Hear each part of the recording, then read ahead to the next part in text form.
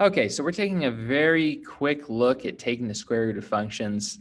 And this is videos, mostly in case you haven't already gone over section 9.1 yet. So let's take a look at taking the square root of, in order to solve for x, and x squared equals 4. So the square root, essentially speaking, undoes the squaring. And the way this would work is we would write down our square root on both sides. And when you take the square root of both sides, something really critical happens. And it's necessary to add in plus or minus on the opposite side. So we're able to take the square root of x, but then we need to say it's plus or minus the other side. Here, plus or minus the square root of 4. Now, what is the square root of x squared? Well, x squared can be rewritten as x times x, which means that we get to pull both of them out because the square root is just whatever number multiplied by itself equals the thing underneath the square root. And since x squared is just x times x, the square root of x squared will be x. So we're able to pull an x out.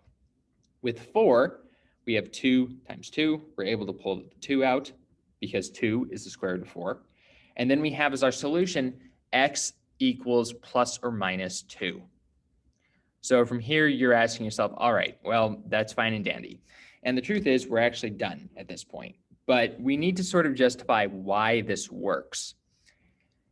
And if you think about the original problem where we had x squared equals 4,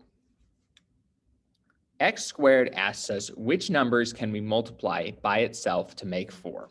And as I wrote earlier, x squared is equal to x times x. So we're asking ourselves, which x's are there that when we multiply them by each other, we get 4? Now, our answer down here suggests 2 options, positive x, positive 2, and negative 2, excuse me. And if you were to plug these in for x, you would have 2 times 2. 2 times 2 obviously equals 4. That's no problem. And negative 2 times negative 2. Well, if you remember, a negative times a negative is positive. So negative 2 times negative 2 is also equal to 4. So anytime we have x squared will typically have 2 solutions. It is possible to have 1 solution, and it is possible to have no solutions as well, which we'll explore at greater length in the rest of the videos for section 9.3. But the actual process for taking the square root of both sides is pretty straightforward. Once you get to the point where you're sitting at x squared, or perhaps a squared on a parenthesis with the x trapped inside those parentheses, something like that, you just take the square root of both sides, slap in your plus or minus, and then you need to evaluate each term and figure out what the square root of it is.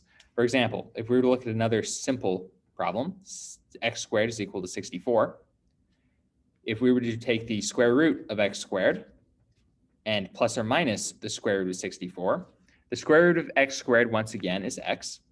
And the square root of 64, you might need to look in your multiplication table or quickly check it on your calculator, but it ends up being 8. And 8 squared and negative 8 squared both, in fact, equal positive 64.